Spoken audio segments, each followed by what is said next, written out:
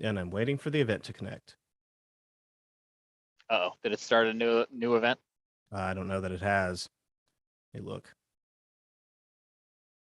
If so, hello YouTube. It's good to see you. Nope, I think we got it. Cool. I'll let you take it away, sir. Okay, sounds good. All right, YouTube. So yeah, we're gonna do a little something different tonight. We got a let's talk a little Carolina weather. I'm Jared. That's James driving home. This is something that we typically do, usually over the phone, but today we decided to let's just have this conversation with everybody. Just So gonna broadcast our life. absolutely. So James, it's Friday. It was a beautiful day. I mean, it was pretty gorgeous across Carolinas. We got to, I want to say, oh, where did we get? Like I'm at 70 right 77? now here in Charlotte. Yeah, we're 75 here. I admittedly should have paid a little closer attention to the climate report. I was working on forecasts earlier.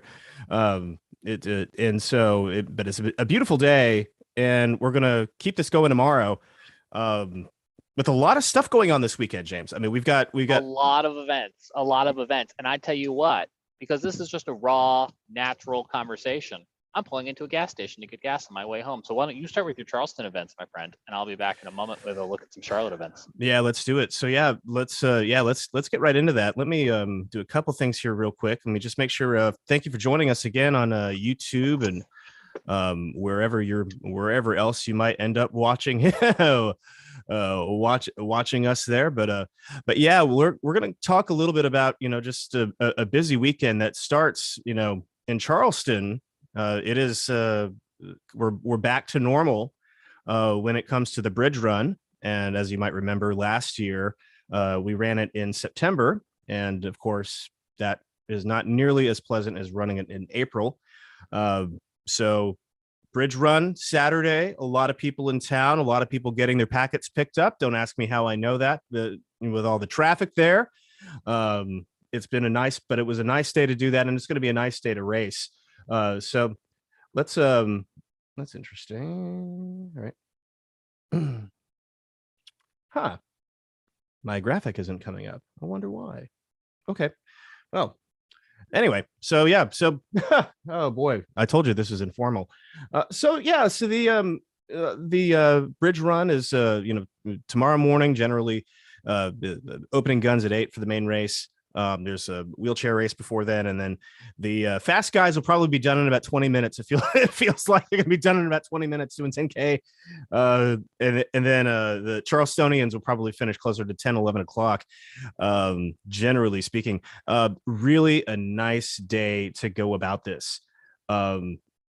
We are looking at, and as we'll pull this up here from James, sorry for the branding here. This is Charleston weather branding, but we just kind of decided to do this.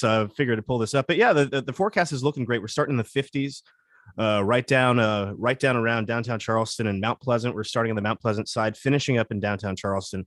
Starting in the 50s, winds are going to be, fairly gentle, but you're going to notice it here. Generally about the out of the northeast, about 10 to start the race, and then it'll go a little bit more easterly. That'll give you a real nice tailwind as you're going across the Ravenel into downtown Charleston as we get into the rest of the morning there, and it's going to be comfortable. I mean, we'll be in the 50s, low humidity. That's going to temperature is going to rise quite nicely into the mid 60s. By mid to upper 60s by the time the race is over, and you are eating your bananas or more likely getting your beers. So bridge run is looking really good for us in this neck of the woods, and so we're happy about that. We're always happy to see that. And the other thing that's also going on there, we got two other major things going on this weekend in Charleston. We also have Flowertown Festival that started today in Somerville. It was gorgeous. It will be gorgeous throughout the weekend in Somerville. And Daniel Island, Credit One, the Credit One tennis tournament. They've just finished the renovation there at the Credit One Arena, or is it Credit One Arena, Credit One Stadium? I think it's Credit One Stadium. Used to be Volvo Car Stadium before that, Family Circle Cup Stadium on Daniel Island, and that is going to be quite the history and paid sponsorships. Yeah, absolutely. I remember when it was built. I remember life before it. So we're out here. We're gonna be out here doing that, and Really looking really good. The only fly in the ointment might be Saturday. Honestly, we may have a couple showers try to sneak ashore some Saturday evening as a little bit of upper level energy works through. But overall, everything is dry. The humidity is going to be low. We have a really beautiful weekend coming up. 73 tomorrow in Charleston, 76 on Sunday. Again, plenty of sunshine and the occasional clouds to help kind of take the edge off of that a little bit, because we are getting in a burn season. The sun angle is doing That's its what I thing. was going to mention, because you said dry, breezy, low humidity. Yeah. We have that fire burning near the Great Smokies on the Tennessee side. We had a fire burning near Fayetteville. It's burn season, and it was very windy here in Charlotte today. So if your plan tonight is to gather around a bonfire or fire in your backyard, there's nothing saying you can't do that, but please keep it small, keep a bucket of water, keep a hose on standby, because you get a good gust of wind and carries those embers. The vegetation is dry. Some of the vegetation is still dormant. The growing season is still just beginning. It wouldn't take much for my zoysia grass probably to catch on fire if push came to shove. Yeah, absolutely. And so James, it's really funny that you bring up fire danger. I was actually talking about sunburns.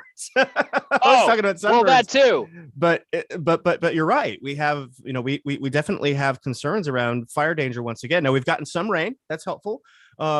Relative humidities in our neck of the woods down here probably will not get low enough to really cause any major fire weather concerns. And the good news is that the winds are not going to be. What is it about 2022 and wind? I got to do some research on this, but we have had a very windy year outside of thunderstorms so far. I mean, we really haven't had any severe weather per se. We have had strong gusty winds outside of thunderstorms that have done more damage than the severe weather, at least here in Charleston. I was thinking about this the other day, because on the eve of weather events, I will go around my yard and collect loose furniture, toys, whatever I think the wind might pick up and carry away. Yeah. And I thought to myself, I feel like I'm doing this a lot. Yeah, no doubt. And again, it's man, this is one of those things that, it just feels like that we're doing that all the time. I have to do some research. I'm really curious to look at the LSRs and see, like, hey, are we are we dealing with that? And speaking of severe weather, James, I know there's been a couple tornadoes confirmed from yesterday's weather by National Weather Service in Raleigh. Yeah, National Weather Service in Raleigh went to 3 different locations today. They confirmed a tornado in Durham County. They also confirmed a EF2 tornado that impacted portions of Anson County, Stanley County.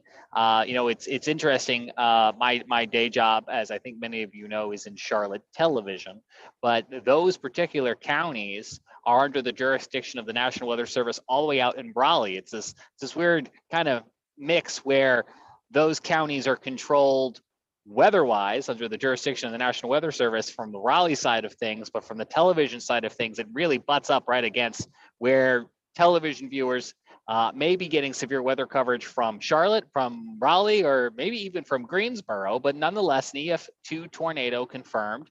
It did cause some structural damage to homes, including blowing out the back wall on a garage. We have those pictures on our Facebook page from the Anson County Emergency Management. It also destroyed the chicken coops, the chicken homes that were on a farm. Now, Jared, I may have to rely on your eyes to actually pull up what National Weather Service out of Raleigh tweeted with a little after 6 o'clock or so, because I have not had a chance to read their full storm survey, and obviously I'm not going to do that while I'm driving. But an EF2 tornado is impressive, and it's the second one we've had in the Carolinas in just over the past week or so, because you'll remember that the Weather Service out of Greenville, Spartanburg confirmed the Pickens County tornado, also an EF2. So we're talking about winds around 120 miles an hour, which is impressively strong. Yep, I've got the tweet up on the screen right here for those of you watching on YouTube tonight. Welcome.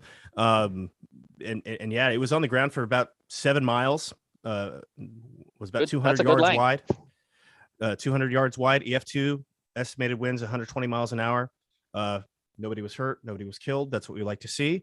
But yeah, it was on the ground from about 1:22 to 1:31 p.m. So, just a few minutes there. Obviously, yesterday's setup was not the long track tornado setup that commonly gets associated with these sorts of things. Most tornadoes in the Carolinas are up and down and done very fast in a blink of an eye, and this is certainly no exception here.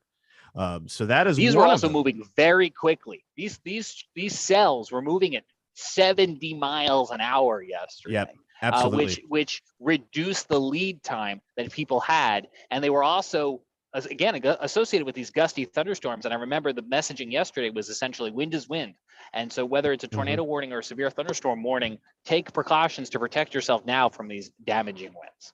Yeah, no doubt about it. And people definitely heeded those warnings. Warnings were issued timely. And that's hard, by the way, when you're dealing with a line of thunderstorms. Okay. When you're dealing with a line of thunderstorms that's moving, that has individual cells moving at 70 miles an hour, it is very hard to be able to anticipate the development of rotation on the ground, issue that tornado warning, and get it right. And it's one of the worst radar holes in the nation. Yep. So they're not seeing anything closer to the ground. They're not seeing anything on radar that's close to the ground. The beam is very high up. It's on the very edge of the terminal Doppler radar in Charlotte, which, to its credit, if we didn't have, we really would be hurting. And then it's, the next best thing is Raleigh. It's just beginning to come into the range. Yep, absolutely. To see things out there. And this is better for worse. It's so rural. You don't have a lot of eyes on the ground. Yeah, absolutely. This is why we need storm spotters. Hopefully you were able to join our trainings. And if not, you can look at your local National Weather Service office. So as many spotters as we can get, let's do it. I've got the other tornado path up here, James, real quick. This was in Durham County. This is in the Research Triangle, about 3:49 p.m. EF1 tornado, 100-mile-an-hour winds. Only went about a quarter of a mile, max width about a football field, 100 yards. Nobody hurt, nobody killed, but right along Shiloh Glen Drive in the Research Triangle in Durham County.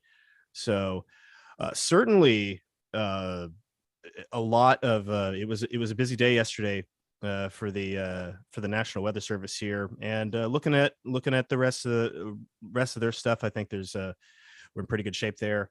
But yeah, those are the two tornadoes that were confirmed. And the good news is that it does not look like we have a repeat of this for the weekend. No, and let's talk a little bit about what we can expect this weekend, at least from the Charlotte perspective, where I am here at the tail end of rush hour. The conversation in the next. Oh, I think we're hitting in your dead zones. James, we were in a dead zone there. I'm sorry, you got me now? Yeah, I got you now.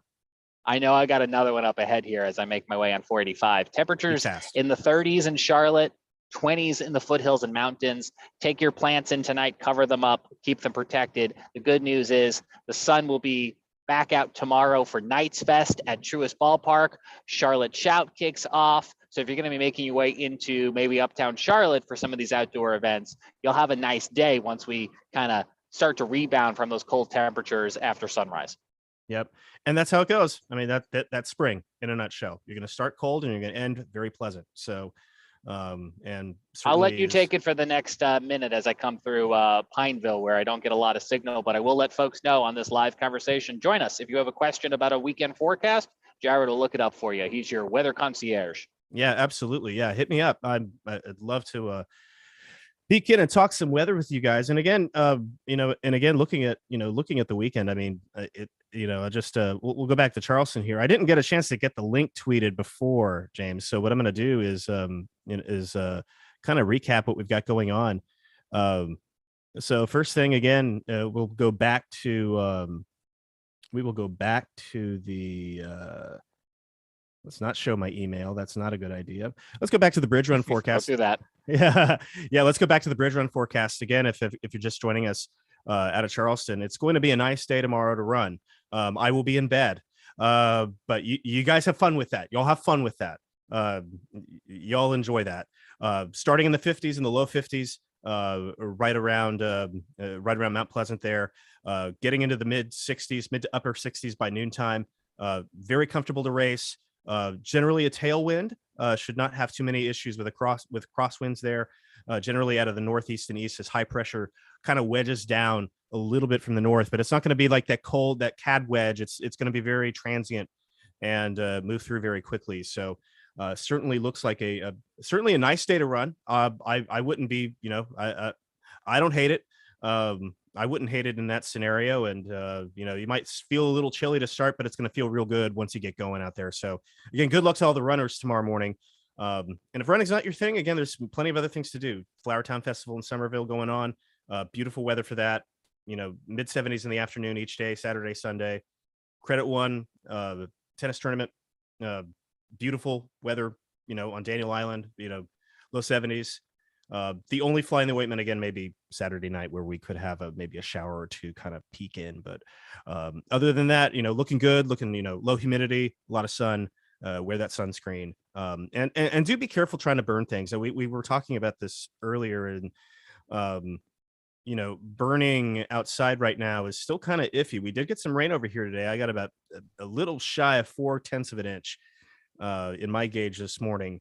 And that's good, and that's going to help. But again, the fire danger with the drought is going to still be something that needs to be watched somewhat closely as we as we go through the spring. We're just dealing with, we're just not getting a lot of rain.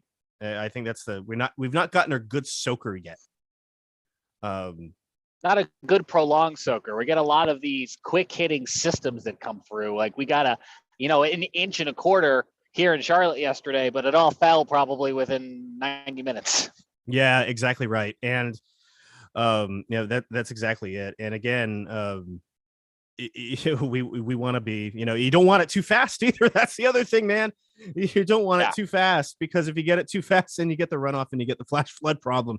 So it's like, okay, you go from a drought to flash flood and you end up still in drought. So yeah, weather is a cruel mistress. I will say that Mother Nature has ways of being tricky. But again, I'm really happy with I think y'all are going to be pretty happy with the way the weather is going to look here over the next several days. Again, just taking a peek here.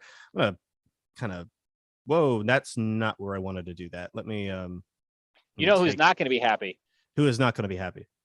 Either Duke or UNC fans. Well, I mean, half of them will be happy. Half of them will be happy, and half of them will not be happy.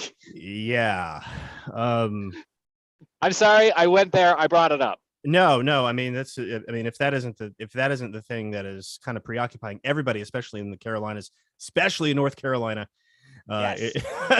If that isn't the preoccupation. Tim Buckley at WFNY tweeted today, and I don't know if you can see it or not behind me. He goes, "All right, I'll ask. Is that UNC blue or Duke blue in the sky?" Yes, I saw that tweet. That was great. But you know what we can all agree on, and this can, I think, be the big unifier, at least tonight. We can all get behind the women's basketball team out of South Carolina who are in the women's tournament. Yes. I dare not say the name of the tournament because it's highly restricted on usage. But there is a hoops tournament. And we can all rally behind the South Carolina Gamecocks. Mm-hmm. Dawn Staley's ladies, you can't say enough good things about them. How can you not root for them? Right? Like, just, Dawn Staley's the GOAT. I mean, as far as like coaches in South Carolina, you have to put her in the top 3 of all time of all sports. I mean, and I'm not a sports person, but I also learned today that NC State, those women put up a hell of a fight last week against Connecticut. So let's not forget about the women's tournament. Yeah, absolutely not. No, and again, some good advancements this year for the women's tournament too. They've some nice improvements. Getting what the guys got, which should be table stakes, but that's neither here nor there. This isn't the Carolina Feminist Group. This is Carolina Weather Group. But regardless, the Carolina Sports Group, apparently. Carolina Sports Group. But regardless, we do have forecasts for tiers somewhere in the Chapel Hill Research Triangle area there. We're just not sure. The models are not sure exactly where the tiers will fall. but we will definitely be now. We're There's gonna have to now cast that, James. We're gonna have to now there's a cast that. 50% chance of tears. Yeah. Yeah. There's a 50% Well, I'm going to chance leave of it there. I tears. think that's where I think I'm going to leave it on this casual talk with you on this Friday, Jared. Yeah, that sounds good. And again, folks, we hope you enjoy your weekend. It's going to be beautiful. Get outside, enjoy it. Take a walk, take a run. If you're in Charleston, you're probably here doing that right now, getting ready for that. So again, good luck to all the runners tomorrow, and good luck to everybody to enjoy their weekend. And for James, I'm Jared, and hope you enjoyed our little Friday evening chat as he drives home, and I sit in my office with my dog staring at me, wondering why I'm not snuggling with him. So we're gonna go do that, and have a great weekend, everybody.